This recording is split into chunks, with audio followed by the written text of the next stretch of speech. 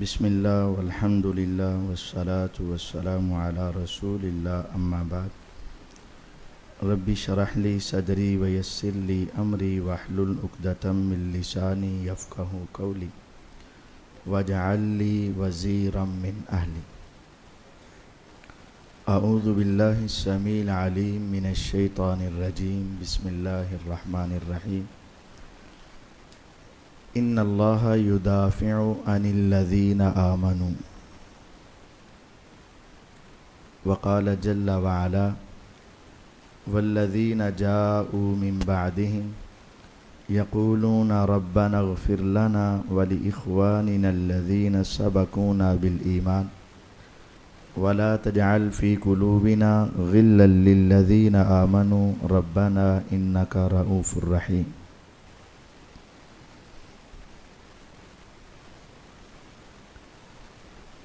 چونکہ عنوانات 7 ہیں جو میرے ذمے لگائے گئے ہیں اور وقت بھی صرف 35 منٹ میرے باقی ہیں، اس اعتبار سے 5 منٹ فی عنوان حساب بنتا ہے۔ اس اعتبار سے انتہائی اختصار سے ایک دو باتیں آپ احباب کے سامنے رکھی جائیں گی۔ جیسا کہ مغیرہ بھائی پہلے بھی بتا رہے تھے کہ بہت ساری باتوں کے جوابات اور ان کی تحقیقات ہمارے چینلز پر موجود ہیں، آپ تفصیل وہاں سے دیکھ سکتے ہیں یا پرسنل میں رابطہ بھی کر سکتے ہیں۔ میرے جو 7 عنوانات ہیں ان میں سے پہلا حصہ ہے مشاجرات صحابہ۔ مشاجرات اختلافات فہم کا اختلاف۔ ایک ہوتا ہے بغض، نفرت، عداوت، دشمنی، اور ایک ہوتا ہے تعبیر کا اختلاف، سمجھنے کا اختلاف۔ صحابہ رضوان اللہ علیہ مجمعین کے جو مشاجرات تھے وہ تعبیر کے اختلافات تھے، سمجھ فہم کا اختلاف تھا۔ جب اللہ رب العزت نے گواہی دے دی وَأَلَّفَ بَيْنَ قُلُوبِهِمْ لَوْ أَنفَقْتَ مَا فِي الْأَرْضِ جَمِيعًا مَا أَلَّفْتَ بَيْنَ قُلُوبِهِمْ وَلَكِنَّ اللَّهَ أَلَّفَ بَيْنَهُمْ۔ تو یہ گواہی ہمارے لیے کافی ہے۔ محمد الرسول اللہ صلی اللہ علیہ وسلم والذین معہ اشداء علی الکفار رحماء بینہم، یہ ان کی موافقت کی گواہی کافی ہے۔ لیکن جو اختلاف ہوا وہ تعبیر کا اختلاف۔ اب اس اختلاف کے بعد ہماری ذمہ داری کیا ہے؟ ایک آیت اور ایک حدیث سنیں۔ والذین جاءوا من بعدہم یقولون ربنا اغفر لنا ولإخواننا الذین سبقونا بالایمان۔ ہماری ذمہ داری یہ ہے کہ ہم ان صحابہ کے لیے استغفار کریں، ان کے آپسی معاملات کو بیان کرنا اور ایک کوئی تعریف میں آگے بڑھ جانا اور دوسرے کے مقام کو نیچے گرانا یا ایسا انداز اپنانا کہ سننے والے کے ذہن میں خود بخود آپ لفظ نہ بھی بولیں تو اس کے ذہن میں منفی تاثر جائے، تو یہ حرام ہے۔ قرآن مجید میں ہمیں حکم دیا ہے کہ ہم ان کے بارے میں تعریفی کلمات اور استغفار کے کلمات کہیں، اور حدیث نبوی میں حدیث ہے صحیح سنن ابی داود 4659 4659، سیدنا حذیفہ رضی اللہ تعالی عنہ مدائن میں تھے، ایسی اشیاء کا ذکر کرتے جو رسول اللہ صلی اللہ علیہ وسلم نے کبھی غصے میں کبھی کسی انداز میں صحابہ کے بارے میں کہی ہوتی۔ لوگ ان کی یہ بات سنتے اور سلمان فارسی رضی اللہ عنہ کے پاس جاتے اور جا کر پوچھتے کہ کیا واقعتاً حضور نے فلاں صحابی کو ڈانٹا تھا، فلاں کے بارے میں ایسے کہا تھا، فلاں کے بارے میں یہ بات تھی، ہم تو نہیں تھے، آپ تھے نا وہاں، تو کیا ایسا ہوا تھا؟ آگے سے سلمان فارسی رضی اللہ تعالیٰ عنہ فرماتے حذیفہ زیادہ جانتے، نہ ہاں کرتے نہ کرتے، تبصرہ بھی نہیں کرتے، اور حذیفہ کے بارے میں بھی کچھ غلط نہ کہتے حذیفہ زیادہ جانتے۔ اب وہ لوگ واپس جاتے اور جا کر کہتے حذیفہ رضی اللہ عنہ، سلمان فارسی رضی اللہ عنہ تو آپ کی بات کی نہ تصدیق کرتے ہیں نہ تردید کرتے ہیں۔ تو حذیفہ رضی اللہ تعالیٰ عنہ یہ بات سن کر حضرت سلمان فارسی رضی اللہ عنہ کے پاس چلے گئے اور کہا سلمان تمہیں پتہ نہیں ہے، تمہیں یاد نہیں ہے، ایسا ہوا نہیں تھا، تمہیں یاد کرواتا ہوں، تم جانتے تو ہو، تم پتہ تھا ہے، تم وہاں موجود تو تھے۔ کہا حذیفہ بات سن۔ اب الفاظ کیا ہیں؟ الفاظ یہ ہیں کہ حذیفہ اما تنتہی حتی تورث رجالا حب رجال ورجالا بغض رجال، حذیفہ تم ایسے واقعات بیان کر کے بعض افراد کی محبت پیدا کرنا چاہتے اور بعض کی نفرت اور بغض پیدا کرنا چاہتے۔ آپ کو علم نہیں ہے کہ رسول اللہ صلی اللہ علیہ وسلم کبھی غصے میں اور کبھی رضا میں ہوتے؟ آپ اس بات سے رک جائیں، اور اگر آپ نہ رکے نا تو پھر میں خط لکھ دوں گا سیدنا عمر رضی اللہ عنہ کی طرف، پھر وہ خود ہی آپ کو روک لیں گے۔ اب یہ فہم ہے صحابی کا کہ صحابہ کے آپسی معاملات کو ایسے بیان کرنا کہ جس کی وجہ سے بعض کی تو محبت میں اضافہ ہوتا چلا جائے اور بعض کے بارے میں بغض، نفرت، عداوت بیٹھتی شروع ہو جائے، تو یہ درست اور جائز نہیں۔ اور جملہ کیا بولا؟ باز آ جاؤ، رک جاؤ، ورنہ یہ میں کس کو لکھ بھیجوں گا، نام ہی کافی ہے۔ تو آپ اس بات سے مقصد یہ ہے، اب اگر صحابی کو اس چیز کی اجازت نہیں دے رہے تو وہ تو اعلیٰ کے برابر تھے اور ہم تو ان سے کروڑوں درجے نیچے ہیں۔ تو ہمارے ہاں جب ایسا انداز اپنایا جائے گا کہ ایک صحابی کی تعریف کے انداز ایسا ہو کہ دوسرے کا بغض ہو اور ان کے مشاجرات کو اس طرح ڈسکس کیا جائے کہ دوسرے کے بارے میں منفی تاثر پیدا ہو، تو یہ قطعاً درست نہیں ہے۔ اب ان صحابہ کے حوالے سے پھر جو ان کے واقعات آئے ہیں ان کے بارے میں ہمیں کرنا کیا ہے؟ تو ایک مسلمانوں کا نا اجماعی عقیدہ پیش کیا گیا قتیبہ بن سعید رحمۃ اللہ علیہ، جو 240 ہجری میں اس دنیا سے چلے گئے۔ امام بخاری رحمہ اللہ 256 میں گئے ہیں۔ ان سے بھی پہلے جو اس دنیا سے چلے گئے قتیبہ بن سعید رحمۃ اللہ علیہ 240 میں، انہوں نے ایک عقیدے کی کتاب لکھی اور اس میں لکھا کہ مسلمانوں کا اجماعی عقیدہ کیا ہے؟ الکف عن مساوی اصحاب رسول اللہ صلی اللہ علیہ وسلم ولا یذکر احد منہم بسوء ولا یتنقص احد منہم۔ صحابہ رضوان اللہ علیہ مجمعین کی کمیاں، کوتاہیاں، ان سے جو خطائیں سرزد ہوئیں ان کے بارے میں خاموش اور زبان بند رکھنا، یہ اہل سنت کا عقیدہ ہے، اور کسی ایک کی بھی کوئی غلطیاں، برائیاں بیان نہیں کی جائیں گی اور کسی ایک کی تنقیص نہیں کی جائے گی۔ اور امام ابو بکر عبداللہ بن زبیر الحمیدی، جو امام بخاری رحمہ اللہ کے استاد امام حمیدی ہیں، جو کہ 219 ہجری میں اس دنیا سے چلے گئے، یہ ہمارے قرون اولیٰ کے افراد، ان کے اندر انہوں نے لکھا الترحم علی اصحاب محمد صلی اللہ علیہ وسلم کلہم، تمام صحابہ کے بارے میں کلمات رحمت کرنا، یہ ہمارا عقیدہ ہے۔ اور دلیل وہی جو ہم نے آپ کے سامنے پہلے رکھی کہ اللہ تعالیٰ فرماتے ہیں والذین جاؤوا من بعدہم یقولون ربنا اغفر لنا ولاخواننا الذین سبقونا بالایمان، اور اگلے جملے کیا ہیں؟ ولا تجعل فی قلوبنا غلا للذین آمنوا۔ اور جب ایسا انداز اپنایا جائے کہ ایک کو بڑھا دیا جائے اور دوسرے کو باغی اور فلاں بنایا جائے، تو پھر ان کے بارے میں دل میں کیا پیدا ہوتا ہے؟ غل پیدا ہوتا ہے نا۔ تو ہمارا کام یہ ہے کہ دعا کریں ولا تجعل فی قلوبنا غلا للذین آمنوا ربنا انک رؤوف رحیم۔ تو یہ اہل بیت، اہل صحابہ رضوان اللہ علیہ مجمعین، ان سب کے بارے میں کلمات رحمت اور ان کی کمیاں کوتاہیاں انسان ہونے کے ناطے سے جو خطائیں ان سے سرزد ہوئیں ان کے لیے اللہ سے استغفار کرنے کا ہمیں حکم ہے. ان کو بیان کرنا اور ایسا انداز رکھنا یہ درست نہیں کہ جس کی وجہ سے ایک کی محبت پیدا ہو اور دوسرے کی نفرت. حب رجال و بغض رجال، نفرت پیدا ہو. اب یہاں ایک سوال پیدا ہوتا ہے یا یہ اشکال پیدا کر دیتے ہیں، لو جی آپ کہہ رہے ہیں بیان نہیں کرنے، تو اللہ تعالیٰ نے آدم علیہ السلام کا واقعہ بیان نہیں کیا؟ اللہ تعالیٰ نے یونس علیہ السلام کا واقعہ بیان نہیں کیا؟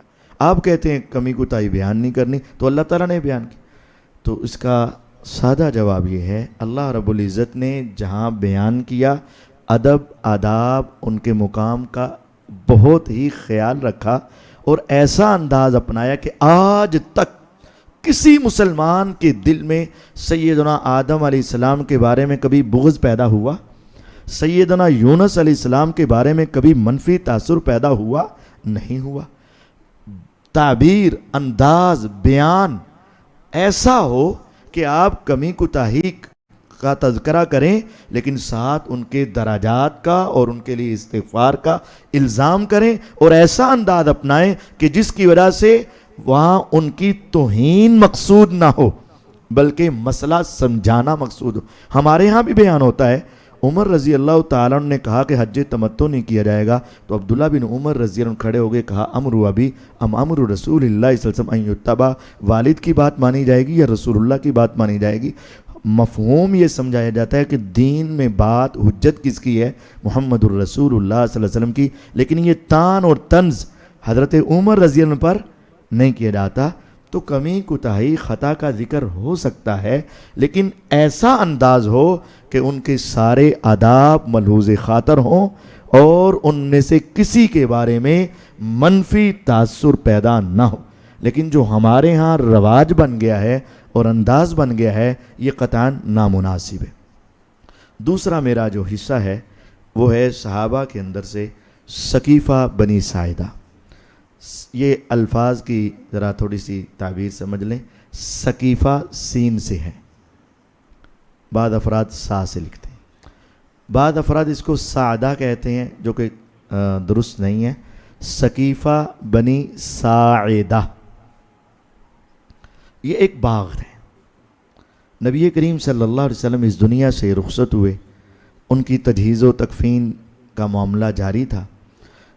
تو یہاں صحابہ کی مختلف ڈیوٹیاں، جس طرح اللہ تعالیٰ نے یہ نظام بنایا ہر گھر میں ہوتا ہے، تو اگر 4-5 بیٹے ہوں تو وہ سارے غسل نہیں دیا کرتے، سارے کفن لینے نہیں جاتے، سارے ہی قبر اور مہمانوں کی طرف نہیں ہوتے. ایک قبر کی کشائی کے لیے ہوتا ہے، ایک کفن کے لیے ہوتا ہے، ایک مہمانوں کے لیے ہوتا ہے، ایک ان کے غسل کا اور ان دوسرے معاملات، یہ سب کی مختلف ذمہ داریاں لگ جاتی. تو سیدنا علی رضی اللہ تعالیٰ عنہ چونکہ گھر کے فرد تھے اور آپ کے قریبی افراد میں شامل تھے، آپ کے بیٹوں کی حیثیت تھی، تو وہ گھر کے معاملات کو نمٹانے لگے اور ابو بکر و عمر رضی اللہ عنہما صحابہ کو سنبھالنے لگے. عمر رضی اللہ عنہ کی تو اپنے حواس کھو بیٹھے تھے، تلوار نکال لی، جو کہے گا محمد صلی اللہ علیہ وسلم اس دنیا سے چلے گئے تلوار اس کا سر قلم سے کر دے گی. تو ابو بکر رضی اللہ عنہ گئے، صحابہ کو بٹھایا، مسجد میں ان کو سمجھایا اور کہا من کان منکم یعبد محمد صلی اللہ علیہ وسلم فإن محمدا قد مات ومن کان منکم یعبد اللہ فإن اللہ حی لا یموت. یہاں بھی سمجھایا ہی ہے. تو ان کو ایک اور خبر مل گئی. کیا ہوا؟ انصار ثقیفہ میں جمع ہو گئے اور وہ اپنی خلافت کے معاملے میں بات چیت کر رہے ہیں. یہاں سے فوراً نکلے اور وہاں پہنچے اور وہاں تو منظر ہی کچھ اور تھا. ایک خطیب کھڑے ہوئے، اللہ تعالیٰ کی تعریف، یہ خلاصہ سنا رہا ہوں صحیح بخاری کا، اللہ تعالیٰ کی تعریف پیغمبر علیہ السلام کی شان بیان کر کے کہتے کہ ہم میں سے ہم انصار ہیں، ہم نے قربانیاں دیں، جگہ دی، سب کچھ کیا، تو اب امیر ہمارا ہوگا. ابو بکر رضی اللہ تعالیٰ نے یہ بات موقع کو دیکھا تو عمر رضی اللہ آگے بڑھنے لگے، کہا امسک عمر، عمر رک جا.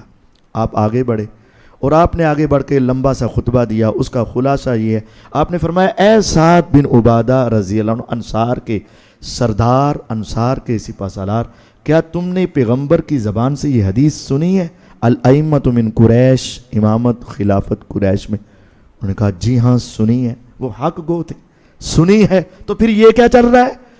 جب امامت قریش میں تو انصار کے پاس کیسے؟ پھر کہا پیغمبر علیہ السلام کی یہ حدیث ہے نا؟ کہا حدیث تو ہے، اب یاد آ گئی ہے، آپ سچ کہتے ہو۔ تو فرمایا یہ دو خیر ہیں، اب عمر رضی اللہ عنہ، ابو عبیدہ بن جراح، ان میں سے کسی کو اپنا خلیفہ بنا لو۔ عمر رضی اللہ عنہ فرماتے ہیں میں نے کہا اللہ کی قسم، جس امت میں ابو بکر ہو اور مجھے خلیفہ بنایا جائے میں تو اس کو قطعاً پسند نہیں کروں گا، اور بڑے سخت جملے بولے۔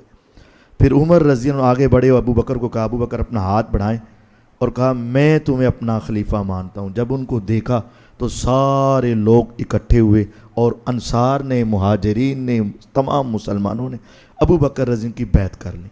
تو یہ ایک اچانک بیعت کا معاملہ ہوا، اور وہاں وہ فرماتے ہیں کہ اگر ہم انصار کو اسی طرح چھوڑ کے آ جاتے تو ہو سکتا تھا وہ کسی کو اپنا خلیفہ منتخب کر لیتے۔ اور اب روایات کیا ہیں؟ جب تم میں سے کوئی ایک حبشی غلام بھی خلیفہ بن جائے تو پھر اس کی کیا کرنی ہے؟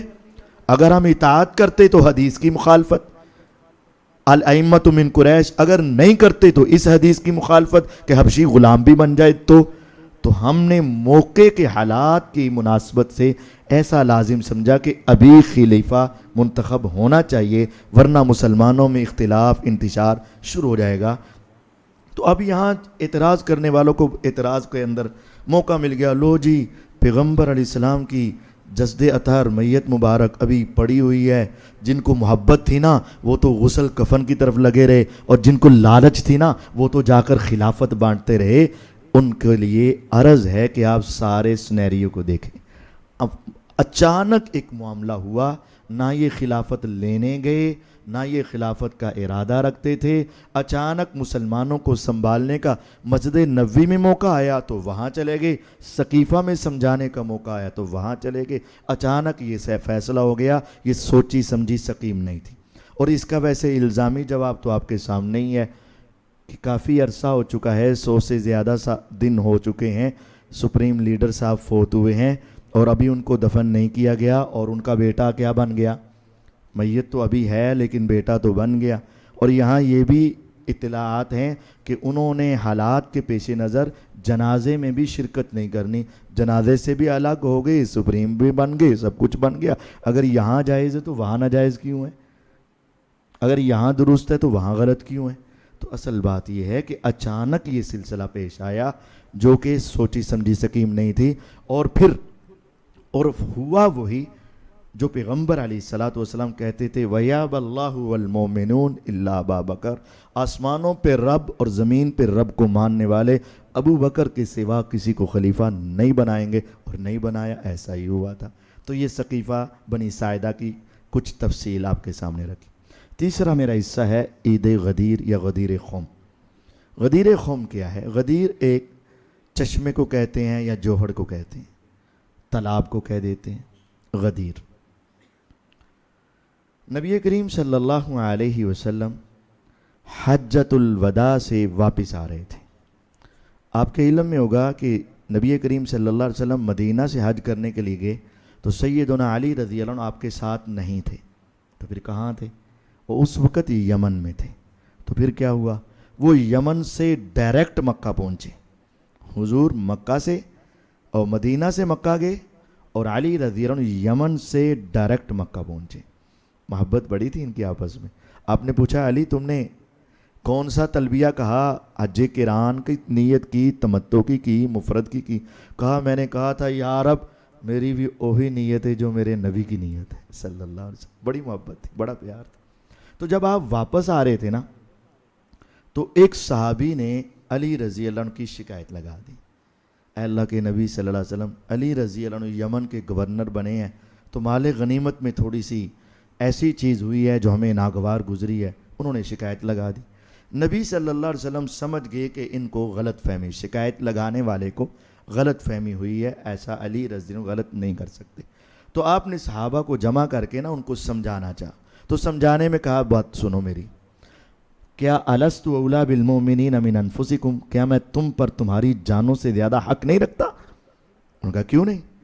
تو آپ نے فرمایا پھر سنو، من کنت مولاہ فہذا علی مولاہ، اگر تمہارے دلوں میں میری محبت ہے نا تو پھر تمہارے دلوں میں علی رضی اللہ عنہ کی سچی محبت ہونی چاہیے. شکایت نہ لگایا کرو, غلط نہ سوچا کرو, اچھا سوچا کرو. تو آپ نے اس موقع پر یہ ارشاد فرما دیا, من کنت مولاہ فہذا علی مولا. اب یہاں کچھ دوستوں کو یہ اشکال ہوا کہ شاید آپ نے ان کی خلافت کا اعلان کیا. تو نہیں میرے بھائی, نہیں, خلافت کا اعلان نہیں کیا, ان کی محبت کا اعلان کیا. اس کے کئی دلائل ہیں. خلافت کا اگر اعلان کیا ہوتا تو جب حضرت ابو بکر رضی اللہ عنہ خلیفہ بنے تو علی رضی اللہ عنہ فرماتے ہوئے کدھر, میری خلافت کا اعلان تو پہلے ہی ہو چکا ہے, آپ کیسے خلیفہ بنا سکتے. ایسا نہیں کیا. اور پھر صحیح بخاری میں حدیث ہے, نبی کریم صلی اللہ علیہ وسلم کی بیماری کے ایام ہیں تو حضرت عباس رضی اللہ عنہ پوچھتے ہیں اللہ کے رسول صلی اللہ علیہ وسلم کی صحت کیسی ہے. کہا کافی بہتر ہے. فرمایا اے علی, میں نے بنو عبد المطلب اور بنو ہاشم کے چہروں کو دیکھا ہے, جب بیماری کا یہ عالم آتا ہے تو زندگی مشکل ہو جاتی ہے. میرا دل چاہتا ہے کہ چل میرے ساتھ چل اور پیغمبر علیہ السلام سے پوچھ لیں کہ بعد میں خلافت کس کے پاس آئے. اب یہ بیماری کے ایام ہے, حجۃ الوداع کے بعد کی بات ہے. تو عباس رضی اللہ عنہ فرماتے ہیں پوچھ لیں بعد میں کن کے پاس رہے گی. تو اگر حضرت علی رضی اللہ عنہ کی خلافت کا اقرار ہوا ہوتا تو آپ کہتے آپ کو پتا نہیں ہے غدیر خم میں میرا تو اعلان ہو چکا ہے, کہتے تھے نا. تو کہتے نہیں میں نے نہیں پوچھنے جانا. کہا علی کیوں نہیں پوچھنے جانا, پوچھتی ہے.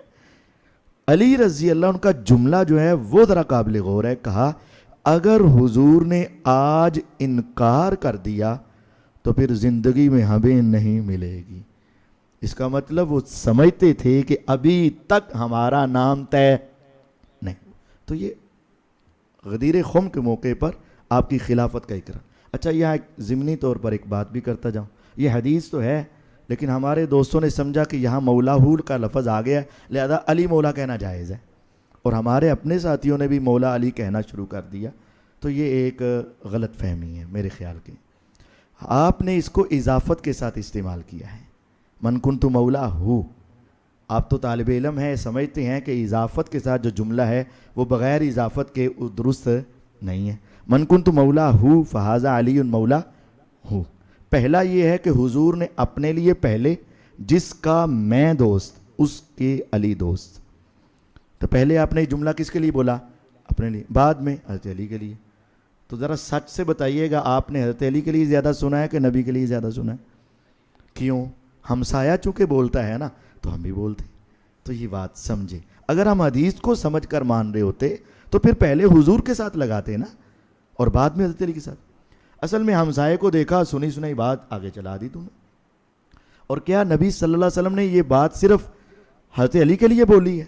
آپ نے تو حضرت زید بن حارثہ کے لیے بھی بولی ہے, انت اخونا و مولانا, آپ نے تو ان کے لیے بھی بولی. تو پھر ان کے لیے کیوں نہیں؟ کیونکہ ہمسایہ ان کے لیے نہیں بولتا اور یہاں بھی نہیں بولا جاتا.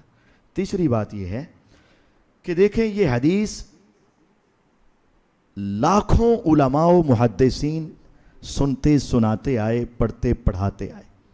میں نے اس کے اوپر تھوڑا سا ورک کیا, مکتبہ شاملہ میں نے پورا اس کے اندر سرچ کیا. مجھے اللہ کی قسم ایک بھی حوالہ ایسا نہیں ملا کہ کسی صحابی نے, کسی تابعی نے, کسی امام نے, کسی محدث نے حضرت علی رضی اللہ عنہ کو مولا علی کہہ کر لکھا ہو. مجھے نہیں ملا. آپ کو ملے تو مجھے بتا دیجئے گا.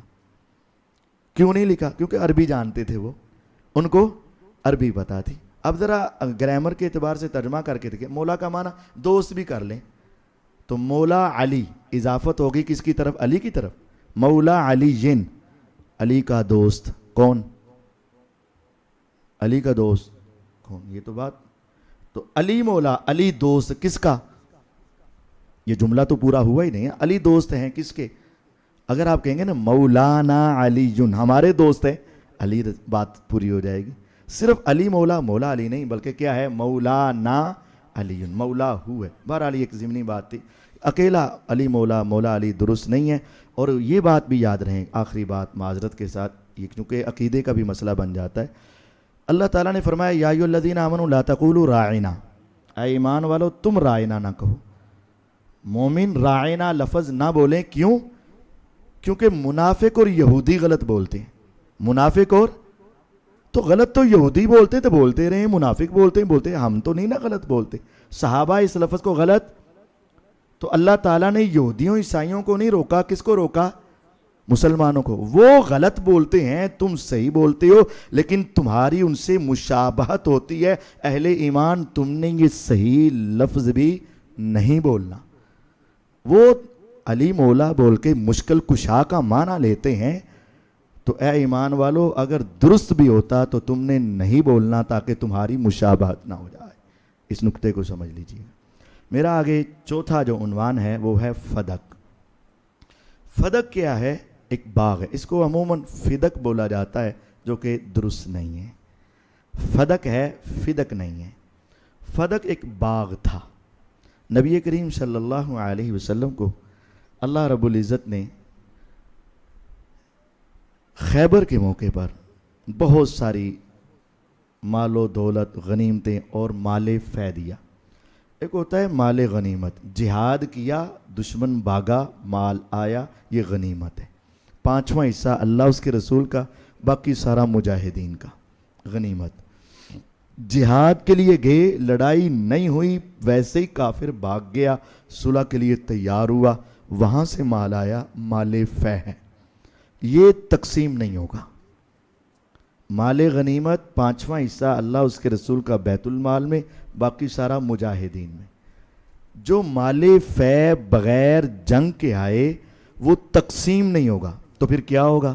سورۃ حشر 28واں پارہ اللہ رب العزت فرماتے ہیں وَمَا أَفَاءَ اللَّهُ عَلَىٰ رَسُولِهِ مِنْ أَهْلِ الْقُرَىٰ فَلِلَّهِ وَلِلرَّسُولِ وَلِذِي الْقُرْبَىٰ وَالْيَتَامَىٰ وَالْمَسَاكِينِ وَابْنِ السَّبِيلِ. 6 جگہوں پہ اس کا اپلائی کریں گے اور 6 جگہوں پہ اس کو لگائیں گے، لیکن کسی کی ملکیت نہیں بنے گا. کَيْ لَا يَكُونَ دُولَةً بَيْنَ الْأَغْنِيَاءِ مِنْكُمْ، تاکہ تمہارے غنیوں کے درمیان گھومے نہ. وہ وراثت نہیں بن سکتا، ملکیت نہیں بن سکتا. مال فے 6 اللہ کے کاموں میں، رسول اللہ صلی اللہ علیہ وسلم کے لیے اور قرابت دار کے لیے، یتیموں کے لیے، مسکینوں کے لیے، مسافروں کے لیے. 6 جگہوں پر اس کا فائدہ پہنچے گا، لیکن یہ ان کے درمیان تقسیم نہیں ہوگا. تو مال بنو نذیر، باغ فدق وغیرہ یہ سارے مال فے ہیں. تو حضور کی اکیلے کی یہ ملکیت نہیں ہے، 6 حصے دار ہیں اس میں. تو جب پیغمبر علیہ السلام کی اکیلے کی ملکیت نہیں ہے تو وراثت کیسے بنے گی؟ کَيْ لَا يَكُونَ دُولَةً بَيْنَ الْأَغْنِيَاءِ مِنْكُمْ، تمہارے درمیان گھومنا شروع نہ ہو جائے. تو گھومے گا تب جب کسی کی ملکیت ہوگی. گھومنا نہیں، ملکیت نہیں، بلکہ اس کا فائدہ، نفع ہمیشہ آگے چلتا رہے گا، لیکن وہ اصل پراپرٹی کسی کی ملکیت نہیں ہوگی. یہ قرآن ہے. سیدہ فاطمہ الزہرا رضی اللہ تعالی عنہا سلام اللہ علیہ، وہ پیغمبر علیہ السلام کی اس دنیا سے رخصت کے بعد، رحلت کے بعد ابو بکر صدیق رضی اللہ عنہ کے پاس آ گئی اور اگر کہا کہ میرے والد کی وراثت میں سے مجھے حصہ دیا جائے. اچھا بات یہ وراثت کی ہوتی ہے تو دوستوں کی کتابوں میں لکھا ہے کہ نبی کریم صلی اللہ علیہ وسلم نے ان کو ہبہ کر دیا تھا. اگر ہبہ کیا تھا تو پھر ہبہ واپس لینا چاہتی، وراثت کیوں؟ پہلے تو یہ طے کر لیا جائے کہ وہ ہبہ تھا کہ وراثت تھی. اگر ہبہ ہے تو وراثت نہیں، وراثت ہے تو ہبہ نہیں. کہا جاتا ہے ہبہ تھا تو مانگا کیا جاتا ہے وراثت. تو پہلے تو یہ طے کر. اور اگر یہ ہبہ ہے تو اس کی کوئی دلیل ہونی چاہیے، دلیل کوئی نہیں. اور تیسری بات کہ ہبہ حضور کی ملکیت سے ہبہ ہوتا ہے نا، تو آپ کی یہ ملکیت کوئی نہیں، تو پھر ہبہ کیسے ہو سکتا تھا؟ بہرحال وراثت، اگر وراثت میں بیٹی شریک ہے تو بیوی بھی شریک ہے، اور اگر نورینہ اولاد نہ ہو تو والد شریک ہوتا ہے، والد نہ ہو تو چچا ہوتا ہے. اب نبی پاک صلی اللہ علیہ وسلم کے چچا عباس رضی اللہ عنہ زندہ ہیں جو اسبا بننے ہیں، اور آپ کی بیویاں زندہ ہیں اور آپ کی بیٹی زندہ ہیں. اگر تو حضرت ابو بکر رضی اللہ عنہ نے اپنی بیٹی کو دیا اور حضور کی بیٹی کو نہ دیا تو ظلم. اگر عمر بن خطاب رضی اللہ عنہ کی بیٹی کو دیا، حفصہ رضی اللہ عنہ، اور حضور کی لخت جگر کو نہ دیا تو ظلم. اور اگر حضور کے چچا کو دیا اور حضور کی بیٹی کو نہ دیا تو ظلم. لیکن ان میں سے کسی کو بھی نہیں دیا اور ارشاد یہ فرمایا بیٹی वल्लज़ी नफ्सी बियदिही लक़राबतु रसूलिल्लाहि सल्लल्लाहु अलैहि वसल्लम अहब्बु इलैया मिन अन असिला मिन क़राबती। अल्लाह की कसम जिसके हाथ में मेरी जान है, बेटी मुझे अपनी औलाद से बढ़कर पैगंबर के ख़ानदान से मोहब्बत ज़्यादा मकसूद है। आज के बाद तुम्हारे घर के सारे अखराजात अबू बकर रज़ी अल्लाह अन्हु माले गनीमत, माले फ़ै और बैतुल माल से सारे उठाएंगे, लेकिन बेटी मेरे कानों से नबूवत की ज़बान मोतियों से कीमती, पहाड़ों से ठोस, खुशबुओं से मुअत्तर ये कलिमात सुन रखे हैं कि नबियों की वरासत तक़सीम नहीं होती। इसलिए ना मेरी बेटी ना उमर की बेटी रज़ी अल्लाह अन्हुमा, ना हुजूर के चचा ना हुजूर की लख्ते जिगर किसी को नहीं मिलेगा, क्योंकि नबी की वरासत तक़सीम नहीं होती। और ये अजीब बात ये है कि उसूल काफ़ी में भी लिखा है, ये बाग था ना, बाग ज़मीन है ना, उसूल काफ़ी में लिखा है कि औरत गैर मनकूला चीज़ की वारस नहीं हो सकती। तो ये तो गैर मनकूल है। और काफ़ी में, उसूल काफ़ी में लिखा है इन्नल अंबिया अलम युवर्रिसु दीनारन वला दिरहमा इन्नमा वर्रसुल इल्म। नबियों ने दिरहमो दिनार का तो वारिस बनाया ही नहीं, इन्नमा वर्रसुल इल्म, उन्होंने इल्म का वारिस बनाया है। दोस्तों की किताब में भी यही मसला मौजूद है और हमारी शरीयत में भी यही मसला मौजूद है। लिहाजा ये सैयदना अबू बकर सिद्दीक़ रज़ी अल्लाह पर एतराज़ नहीं हो सकता। और फिर आखिरी बात इस सिलसिले की कि सैयदना अबू बकर सिद्दीक़ रज़ी अल्लाह के बाद जब चलते चलते अलीउल मुर्तज़ा रज़ी अल्लाह 6 साल खलीफा रहे, तो फिर उन्होंने अपनी औलाद को हिस्सा क्यों नहीं दिया? यहाँ कहा जाता है कि वो बड़ी आला हस्तियाँ थीं, वो तो माल के पीछे जाते ही नहीं थे। तो हम कहते हैं वाक़तन आला हस्तियाँ थीं, लेकिन तुम आज तक क्यों रो रहे हो? तुम क्यों कहते हो फिर छीन लिया गया, छीन लिया गया? वो तो जाती नहीं थी माल के पीछे, तुम्हें क्या तकलीफ? अच्छा, एक तरफ कहती हो कि खिलाफत छिन गई, तो वो तो आला हस्तियाँ सी, उनको मालो दौलत खिलाफत के साथ कोई सरोकार ही नहीं, तो तुम्हें क्या मसला है फिर? आज तक तुम सारी उम्मत को इसी के ऊपर उकसा रहे हो कि जुल्म हो गया। तो बहरहाल ये कोई जुल्म ज़्यादती नहीं है। आगे मेरे उन्वान का 6वां हिस्सा, 5वां हिस्सा हदीस किरतास है। हदीस किरतास, किरतास कागज़। नबी करीम सल्लल्लाहु अलैहि वसल्लम बीमारी के अय्याम में थे, तो आपने फरमाया कागज़ कलम लाओ, मैं तुम्हें कुछ लिख दूँ। उमर रज़ी अल्लाह ने फरमाया हुजूर बीमार हैं, आप आराम करें, हस्बुना किताबुल्लाह, सारी शरीयत हमारे पास मौजूद है, आपके ऊपर जो दीन मुकम्मल हुआ, अल-यौमा अकमलतु लकुम दीनकुम व अतममतु अलैकुम नेमती, आप आराम करें, तबीयत बेहतर होगी तो फिर सुन लेंगे, आप अभी आराम फरमाएं, हस्बुना किताबुल्लाह। लो जी, नबी करीम सल्लल्लाहु अलैहि वसल्लम ने अली रज़ी अल्लाह की खिलाफत लिखनी थी, उमर ने रोक दिया। अच्छा, एक तरफ अली मुश्किल कुशा हैं और यहाँ रुक गए हैं, मुश्किल कुशा तो ना हुए ना। दूसरी बात यह है कि उमर रज़ी अल्लाह ताला अन्हु का घर तो दूर है, सना मुकाम के करीब है, तो अबू बकर अली रज़ी अल्लाह का घर तो साथ है। तो मैं यहाँ आपसे कहूँ यार कोई चीज़ दो, तो जो दूर से आया है उसकी ज़िम्मेदारी है या जो करीब से आया है उसकी ज़िम्मेदारी है? जो करीब से, तो हज़रत अली रज़ी तो कातिबे वही भी हैं, ले आते। बुखारी की हदीस में है फ़ख्तलफ़ अहलुल बैत, अहले बैत का इख्तिलाफ हो गया, अहले बैत का इख्तिलाफ, फ़ख्तलफ़ अहलुल बैत। उमर रज़ी अल्लाह ने अपना मशवरा दिया और अहले बैत का इख्तिलाफ, कुछ कहते हैं लिख लो, कुछ कहते हैं आराम करने दो। अब सैयदना अली रज़ी अल्लाह किधर थे? सवाल ये है कि अली रज़ी अल्लाह क्या लिखवाने वालों में थे या ना लिखवाने वालों में? तो वो मैंने पहले ही आपको हदीस सुना दी बुखारी की। अब्बास रज़ी अल्लाह ने फरमाया, पूछते हैं हुजूर से जाकर खिलाफत का, अली फरमाते हैं रहने दो, रहने दो, नहीं पूछना। तो लिखवाने से रोकने वालों में कौन शामिल है? अली रज़ी अल्लाह। तो फिर हुजूर ने लिखना क्या था यार? ये तो हमारा वहम है ना कि क्या लिखना था। हदीस से पूछ लो, सही बुखारी से, सही बुखारी, सही मुस्लिम 2387 नंबर रिवायत है, सही बुखारी 7125 नंबर गालिबन रिवायत है।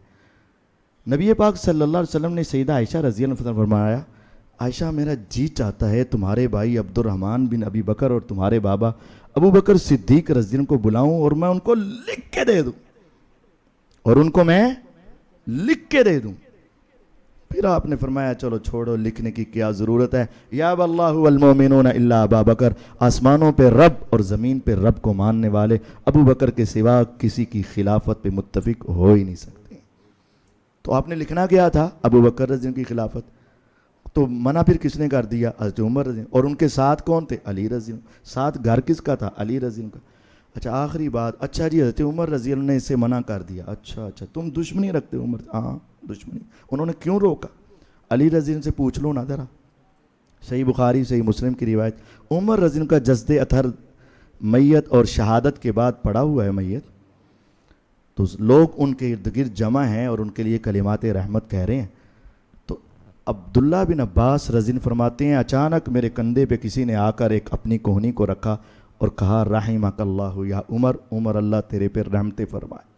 میں نے پیچھے دیکھا تو وہ کون تھے؟ علی رضی اللہ عنہ، اور زبان سے یہ کہہ رہے تھے عمر میں نے ساری زندگی پیغمبر کی زبان سے یہی سنا، میں تھا ابو بکر تھے عمر تھے، میں آیا ابو بکر اور عمر آئے، میں گیا ابو بکر اور عمر گئے، میں نے کہا ابو بکر اور عمر نے کہا عمر میں نے ہمیشہ تیرا نام پیغمبر کے نام کے ساتھ سنا، مجھے یقین ہے کہ آج بھی اللہ تمہیں ان کے ساتھ اکٹھا فرما دے۔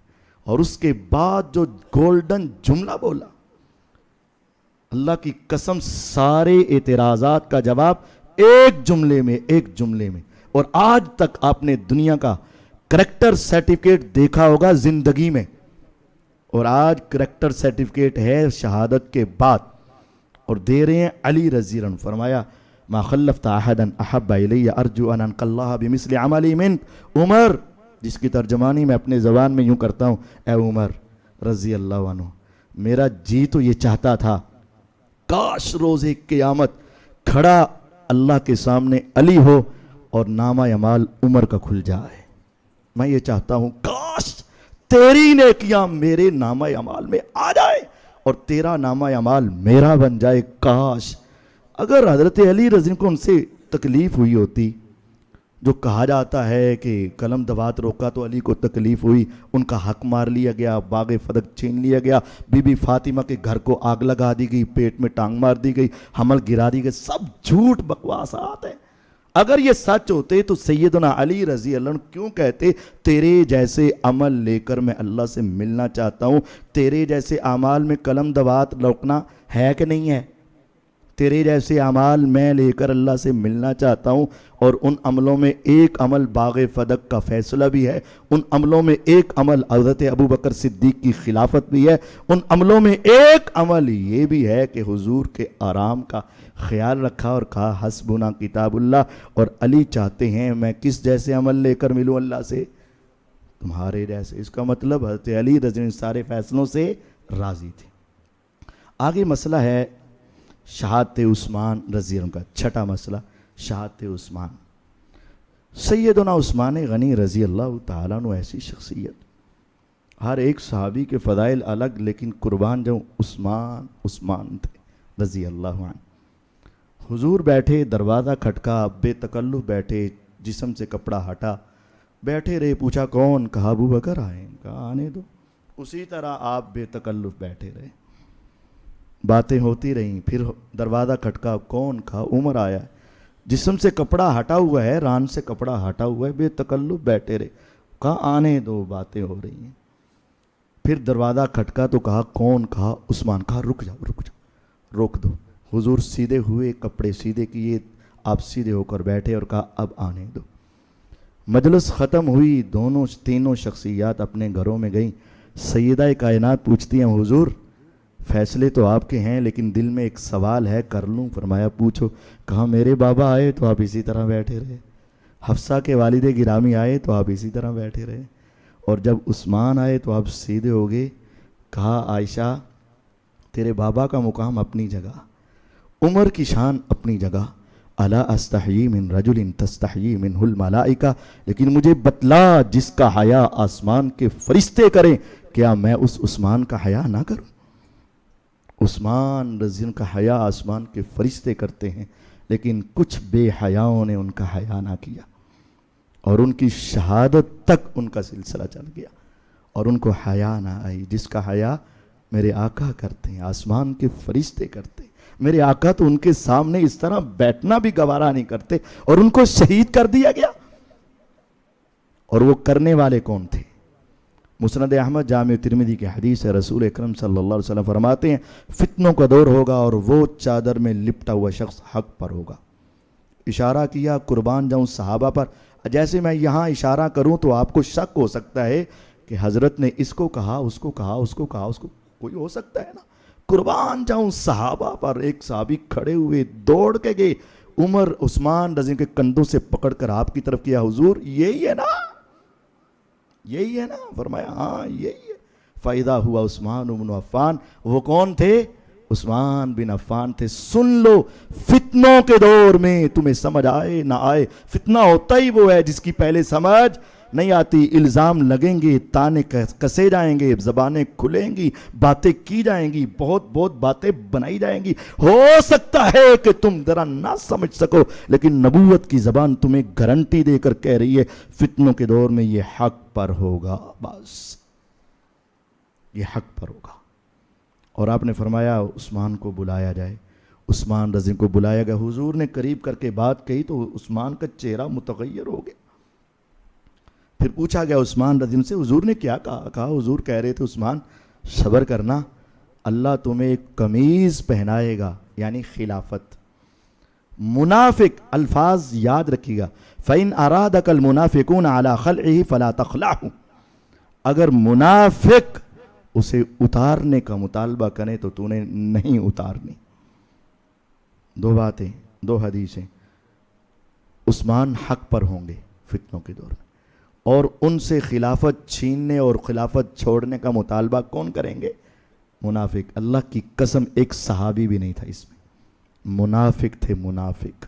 حضور نے فرما دیا منافق، اور یہ سلسلہ دلوں کا سلسلہ ہے۔ منافقت کہاں ہے؟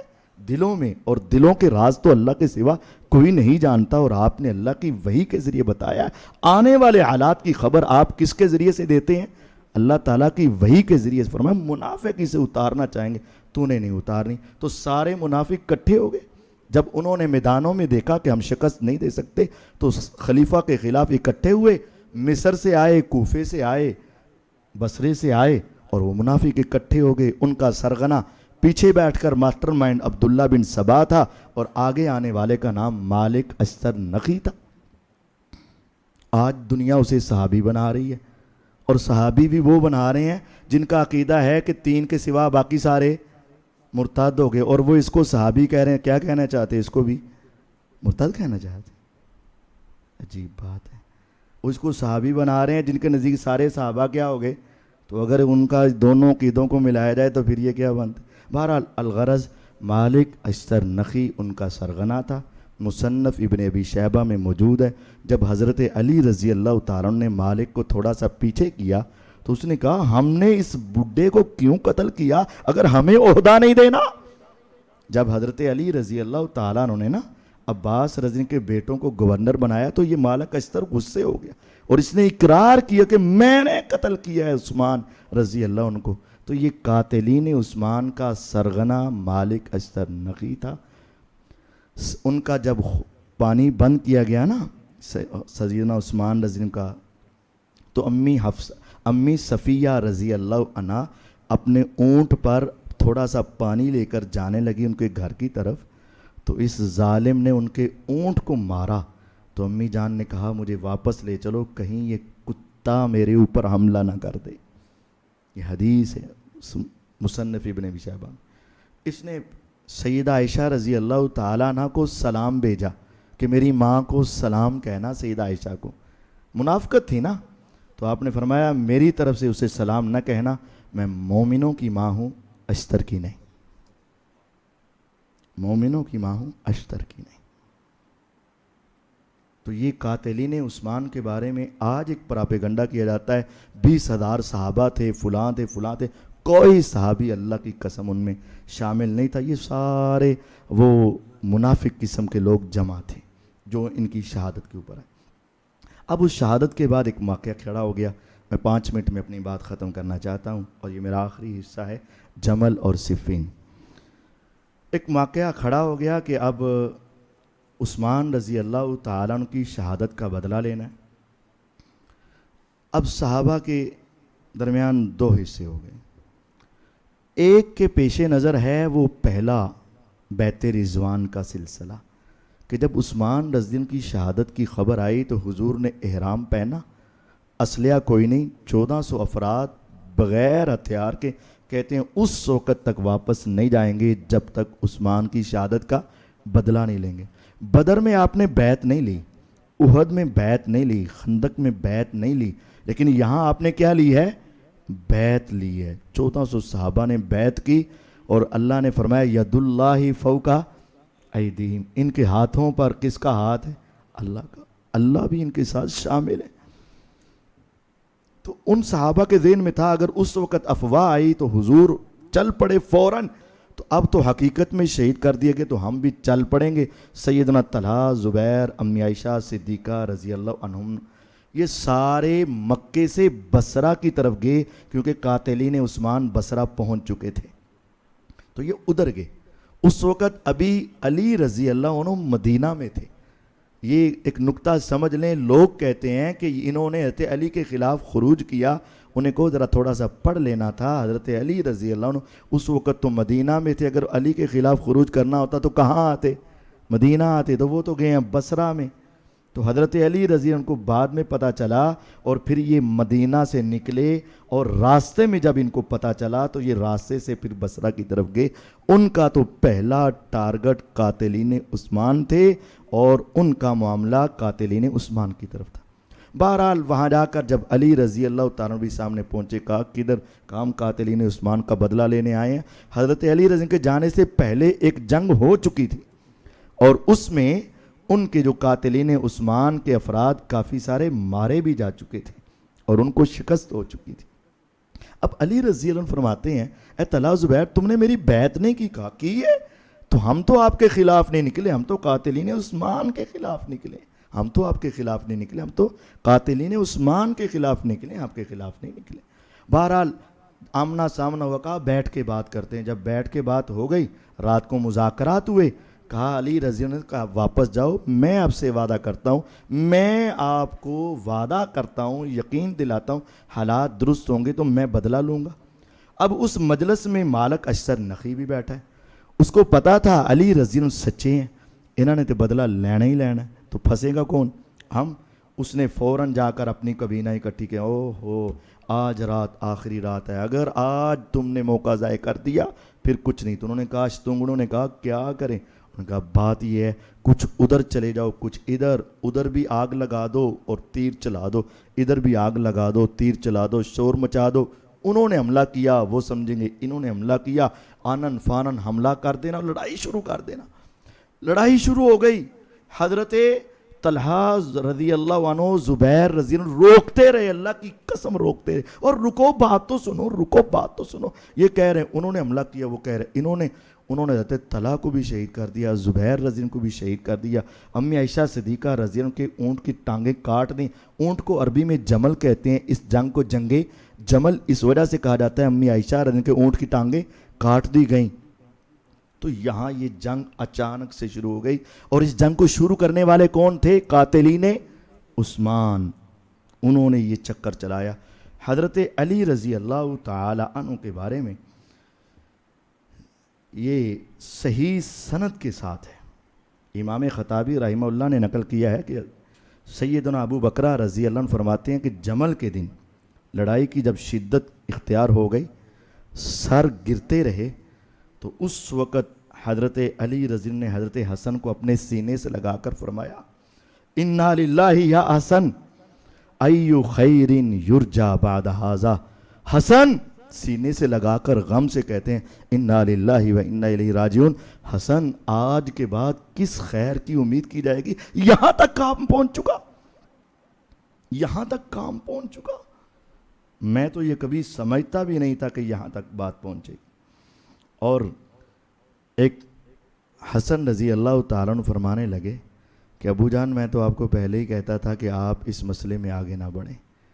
تو حضرت علی فرماتے ہیں کاش میں آج سے 20 سال پہلے فوت ہو چکا ہوتا، مجھے یہ دن دیکھنا نہ پڑتا، کاش میں آج سے 20 سال پہلے فوت ہو چکا ہوتا۔ مصنف ابن ابی شیبہ کتاب الجمل والسفین جس کو تم حق اور باطل کی لڑائی بنا رہے ہو، حضرت علی تو فرماتے ہیں 20 سال پہلے فوت ہو چکا ہوتا.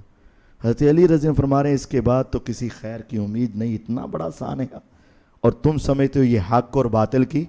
حق باطل ہوتے تو علی فرماتے ہیں میں تو اس کے اندر آگے بڑھ کر لڑائی کرتا. تو ایسا نہیں. اب کیا ہوا؟ حضرت طلحہ زبیر رضی اللہ شہید ہو گئے. اب سیدنا معاویہ رضی اللہ کو اور غصہ آیا کہ پہلے ایک خلیفہ قتل کیا، شہید کیا، اور اب وہ قاتلین عثمان سے ذرا بدلہ لینے کے لیے کچھ جمعیت اکٹھی کرنے لگے.